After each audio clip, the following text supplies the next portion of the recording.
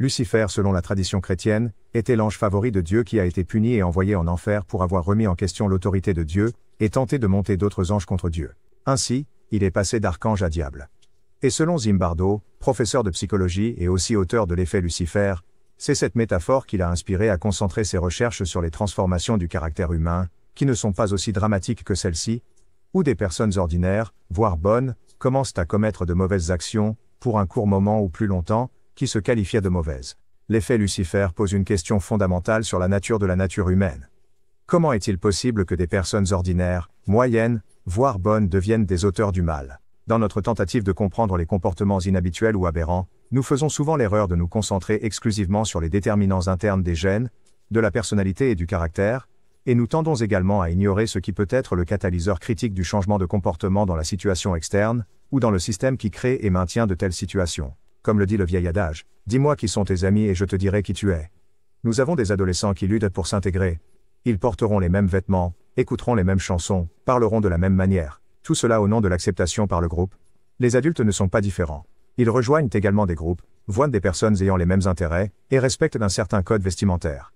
Ils ont tendance à se regrouper avec des personnes partageant les mêmes valeurs morales, le même statut socio-économique. Le problème commence lorsque ces groupes montrent leur visage maléfique. Protégés par le groupe, les individus sont capables de faire les choses les plus atroces. Comme l'a dit Hannah Arendt, une théoricienne politique américaine née en Allemagne, la banalité du mal est stupéfiante. Dans une recherche appelée l'expérience de la prison de Stanford, menée par un groupe de recherche dirigé par Philippe Zimbardo, des étudiants ont été assignés au hasard au rôle de prisonniers ou de gardiens pendant 2 semaines. Les gardiens ont été tellement absorbés par leur rôle qu'ils ont rapidement commencé à harceler, intimider et déshumaniser les prisonniers. L'expérience est devenue si brutale et incontrôlable, qu'elle a été interrompue en moins de 5 jours. Expliquant la plasticité de la nature humaine, Zimbardo postule que ce que nous sommes est façonné à la fois par les systèmes généraux qui régissent nos vies, la richesse et la pauvreté, la géographie et le climat, l'époque historique, la domination culturelle, politique et religieuse, et par les situations spécifiques auxquelles nous faisons face au quotidien. Ces forces interagissent à leur tour avec notre biologie et notre personnalité de base.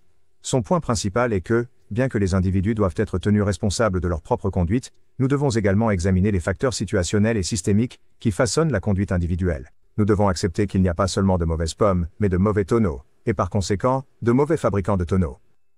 Zimbardo affirme que les motifs et besoins qui sont généralement positifs peuvent égarer les individus lorsqu'ils sont manipulés par des forces sociales. Le besoin humain d'appartenir, d'être accepté par les autres, et d'avoir une cohérence entre les attitudes privées et le comportement public peut pervertir les pensées, sentiments, perceptions et actions des individus.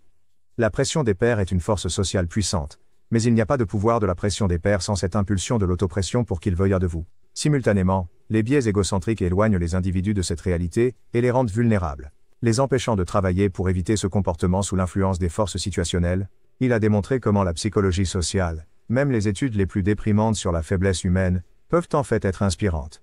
Il viendra un moment dans votre vie, dit-il, où vous aurez le pouvoir en vous. En tant que personne ordinaire. En tant que personne prête à prendre une décision, à donner l'alerte, à agir, à aller dans l'autre direction et à faire l'acte héroïque. Cette décision s'oppose aux décisions de perpétrer le mal ou de ne rien faire, ce qui est le mal d'une action. Zimbardo a conclu par une réflexion d'Alexandre Solzhenitsyn, le poète russe emprisonné sous Staline.